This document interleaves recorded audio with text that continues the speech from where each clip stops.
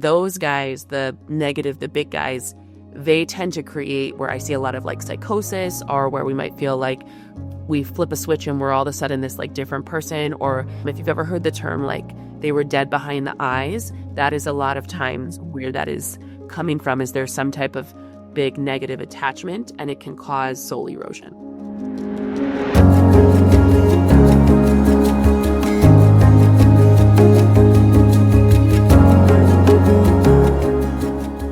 Welcome to the show today, Annamarie Green. She's a trailblazing therapist and intuitive healer who's redefining what's possible in the space of mental health and personal growth. As the creator of the intuitive therapy method and the anxiety languages, she blends psychotherapy with energy healing to help women break free from emotional blocks and create lives beyond their wildest dreams. Through her work, Annamarie empowers clients to unlock their fullest potential in mental health, career, and life. She's also an author, a speaker, a mom, and a mentor to fellow therapists and intuitives, with a mission to make deep healing and wild success accessible to all.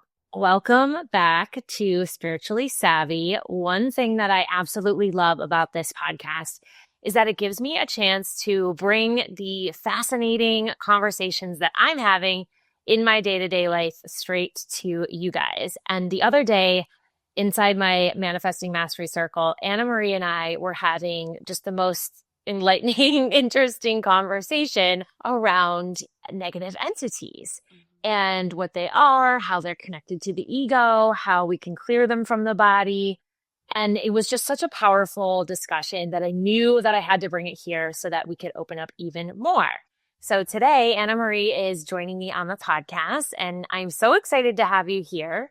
Before we dive deep, can you tell us a little bit about who you are and what you do? Of course, yes. Hi, thank you for having me. So my name's Annamarie Green. I am a licensed therapist and a professional intuitive. So I call myself your intuitive therapist.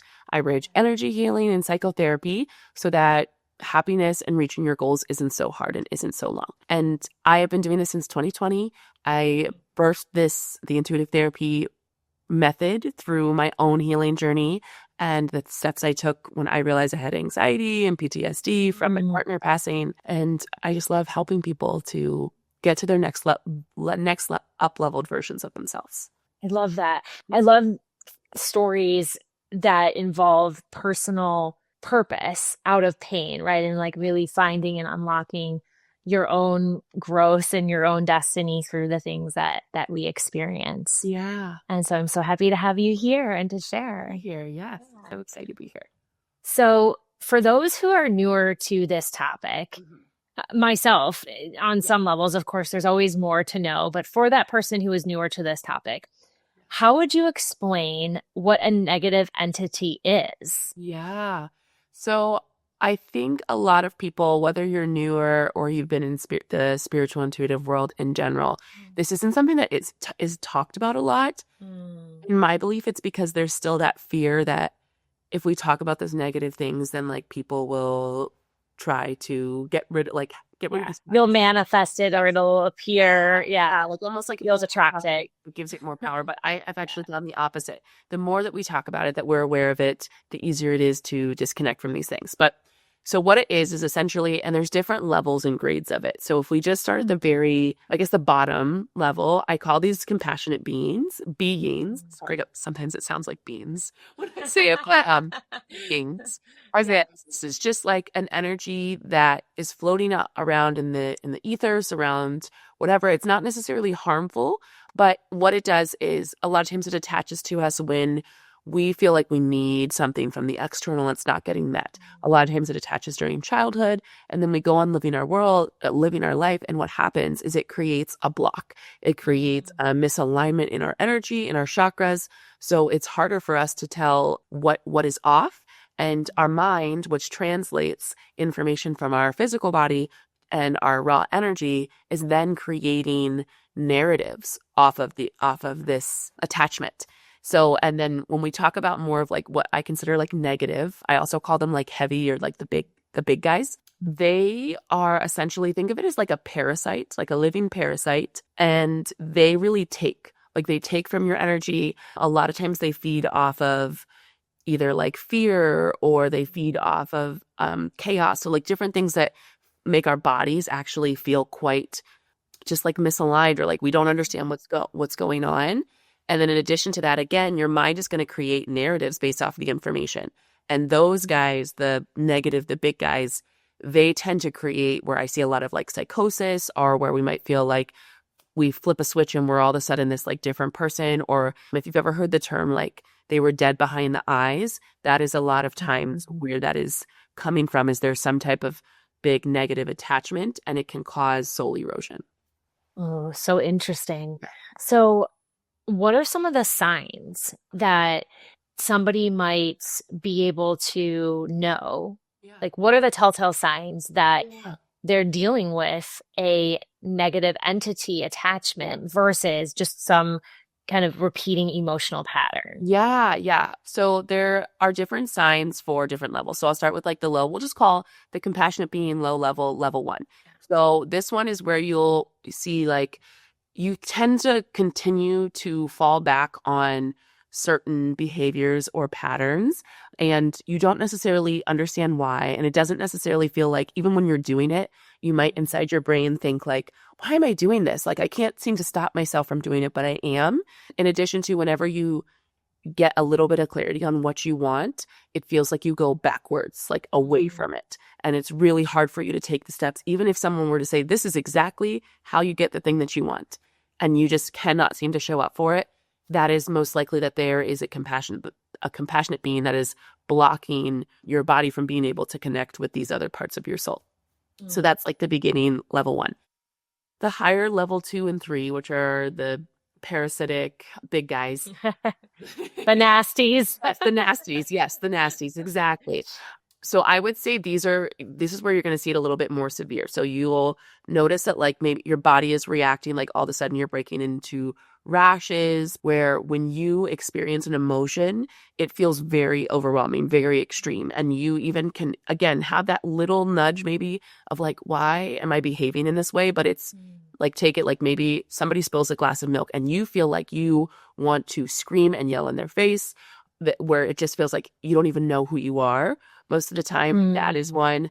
If you constantly are very paranoid and get like images of like terrible things happening all the time, where it feels the intrusive thoughts are a big one for these ones, is especially the intrusive thoughts that you feel don't make any sense.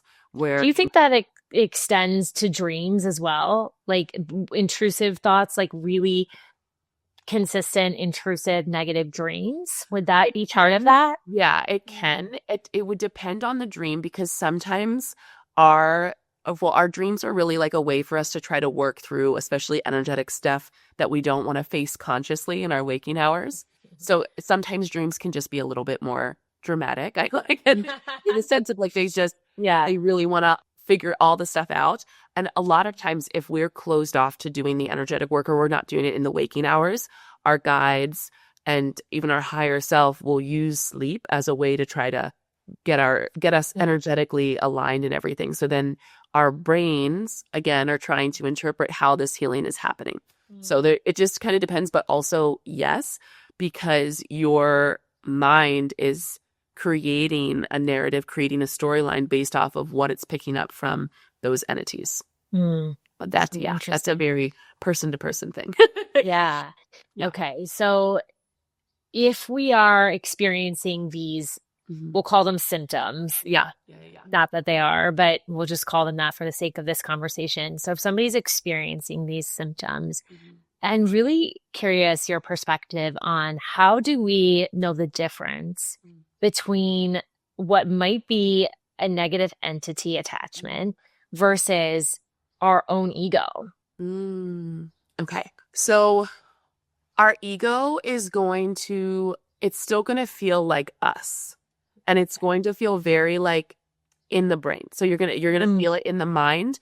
An intrusive thought that's coming from an entity, it creates an entire bodily response. So it's almost like if let's say I had an intrusive thought about, I don't know, like me living here, like something where it's like me living here living in my life.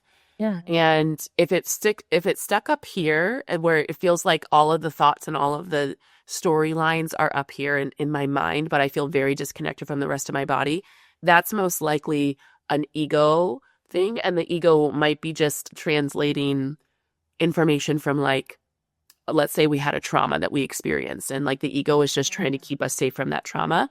If it is an entity, most likely it is going to feel like it is in a different part of the body, and it doesn't truly feel like us. It almost feels like it's being pushed on us.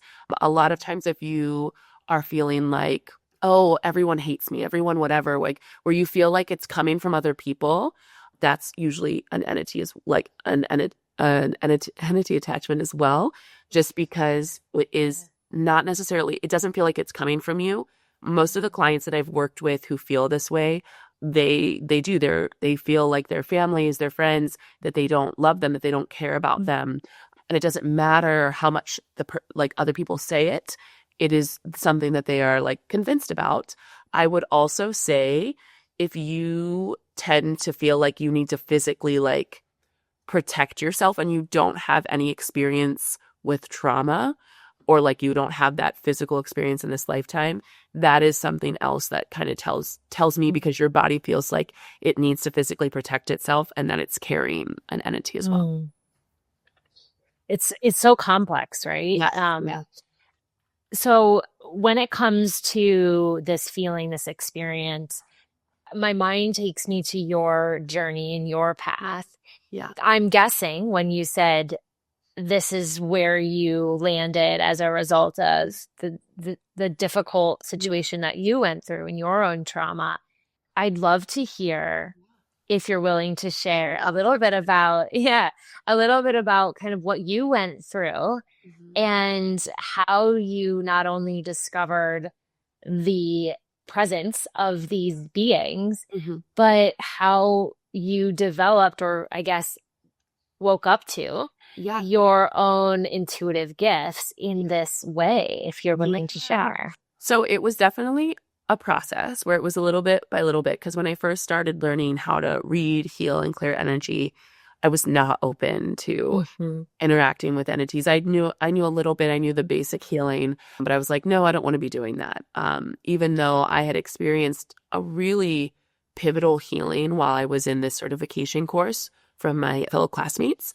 And there was this huge entity that was like taking up like half of my body, and it really impacted my epilepsy, as well as just my ability to really like myself and show up in relationships, especially in regards to like when I make a mistake, being honest about that instead of avoiding it.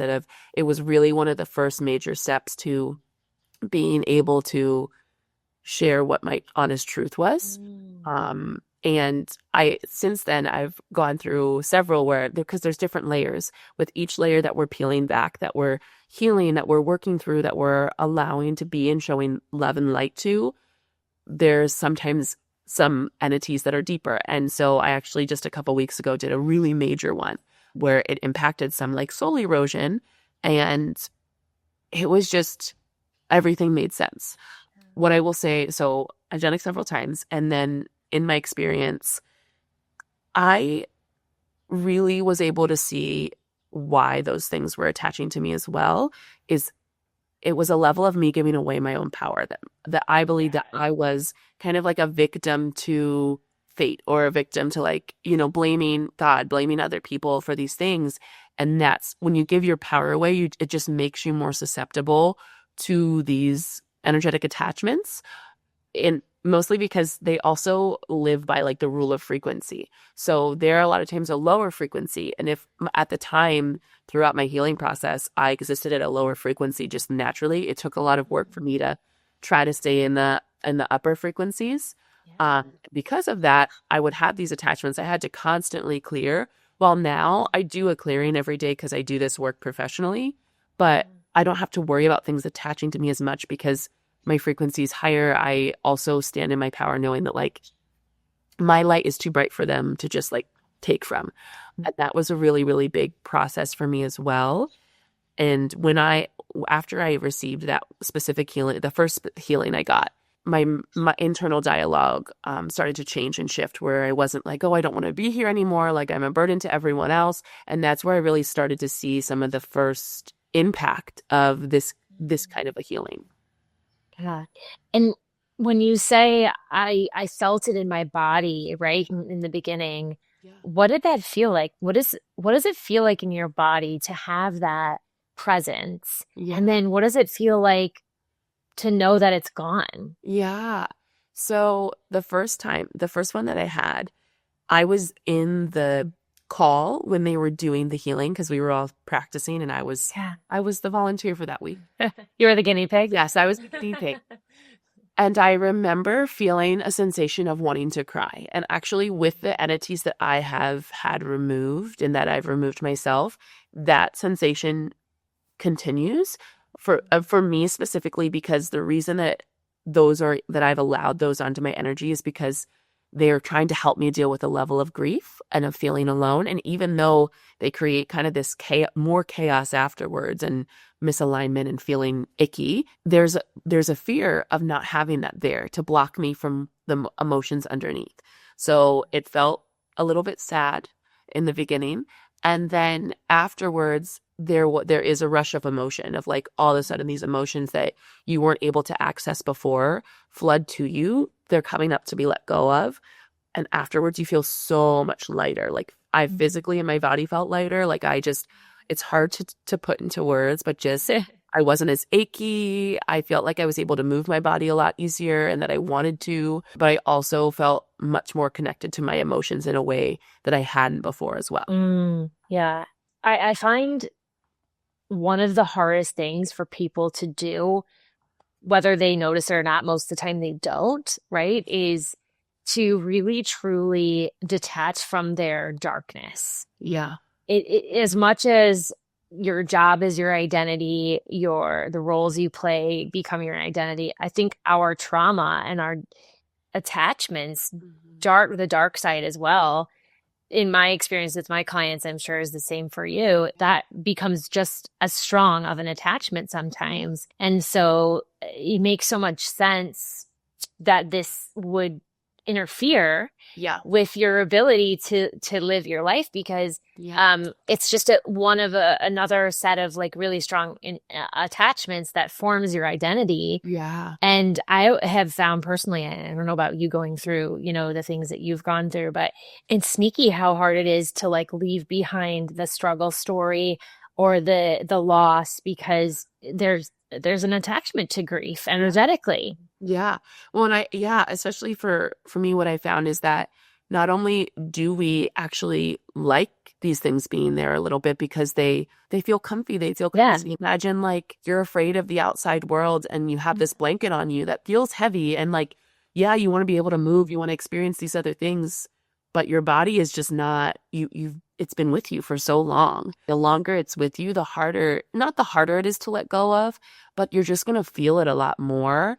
And I've met a lot of people who are trying to manifest things or who are trying to feel better, especially mental health and physical health wise. And they have all these attachments. And that is really what's blocking you, because it's also kind of like a wall between the world or between yourself and everything else. And you can't call things in that you truly desire if you're disconnected from yourself. Absolutely. Yeah. And it's such important work and such powerful work, because I have found in my journey, my coaching work with my clients and myself, that the more and more I get into manifesting bigger things, next levels, the more I call in, the more people I guide toward creating the lives that they really want, the more it becomes so clear to me that the real biggest challenge and block always is letting go. It's like the shedding of layer after layer after layer that actually is the portal to the manifestation. It's not ever what you're doing in the practical sense. I mean, those things are important. Action is important, but really, when I have risen to higher and higher levels, it's always been on the back of detachment from an idea, a belief, a notion, an emotional pattern, an energy of some kind. And isn't it just so fascinating that that's always really where the true work lies? Yeah. Yeah, absolutely. And the integration steps the integration steps can be anything, but I've really even seen it where, people are afraid of themselves. And so this is a way to stay disconnected from it. Whether you're manifesting, whether you're trying to just live a happier life, it's really hard to do that when you're carrying all these things. And for some of us, it's actually passed down. I've seen several clients, and these are clients who put in like the work, like self-development. They've done therapy, they've done all the different modalities, and they just cannot seem to break through this ceiling, whatever the ceiling is. Maybe it's financial, maybe it's, partnership, whatever. And it comes from these attachments that they essentially inherited from mom, especially the ones that moms had when she was in utero. And so we have to do these really deep level healings of rewriting the cells, because then your entire life has been built off of this foundation of whatever that attachment is holding on within your cells. Oh my gosh. I know. I feel that. And I think that I think that's the primary work in this lifetime, right? Is to return to as much pure of a spiritual being as we can in this like human world. And it's a process and a lifestyle, and it takes a lot of time and a lot of active intention. Right. Yeah. And it's fascinating because we are always manifesting. And I think that's something that people don't always realize, is like we are always creating our circumstances with our energy, our thoughts, how we show up in the world. Yeah. So I can see why it's so critical to really know this, to see it for yourself, ask yourself where this might be occurring for you, and do something about it. And so I think that's a good segue into some practical steps for the listener, because they could come to you, which I will link your information, of course, in the show notes for you guys. But aside from doing a deep clearing and going through kind of the full healing experience and detachment experience, what are some ways that people can, one, prevent these entity attachments?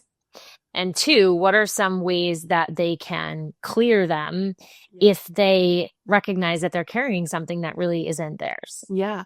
So the first thing that you can do in regards to preventing them is it's as simple, like it's less than a minute. You just visualize a bubble, or if you struggle with visualization, like just feel it and just put it around you. I always use an actual hand, whether I'm just doing it really tinily like this. I don't know if you'll be able to see it, but just making a little bubble and setting the intention that it's around me.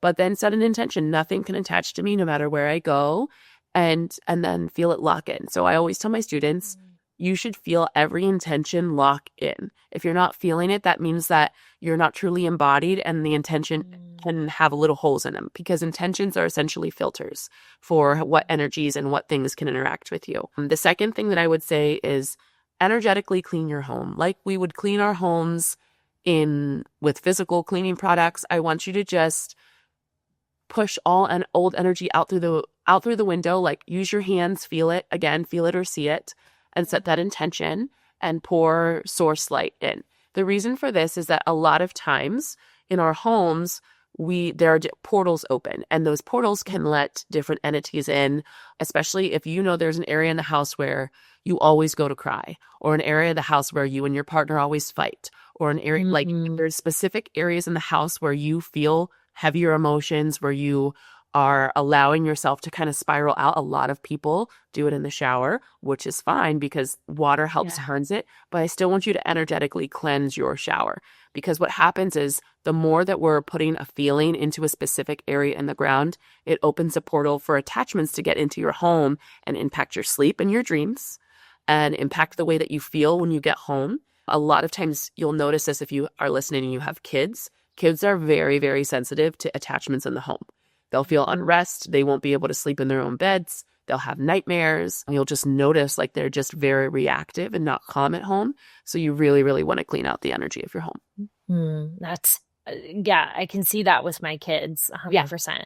I'm like thinking as you're talking, okay, I need to go open the windows in the kids' rooms after this and sage and maybe do some Palo Santo. Like, Yeah. just I know, just that intention. Like I always like touch the walls of my home. And even if it's just one wall and I set the intention that it shares it with all the different walls of like, what is my intention? What do I want to call in for this room? How do I want to feel?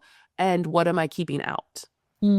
Such great advice. Yeah. One of the things that I love to do is get in the bathtub with the like Dr. Teal's scrubs, the salts, and just soak and like imagine all of it going out of my body. And then I'll like certain areas, I'll just kind of like scrub it with the actual salts and then let the water drain. And I just imagine that everything is draining off of me and out of me and like imagine it going down the drain. Yes, that's such a good one.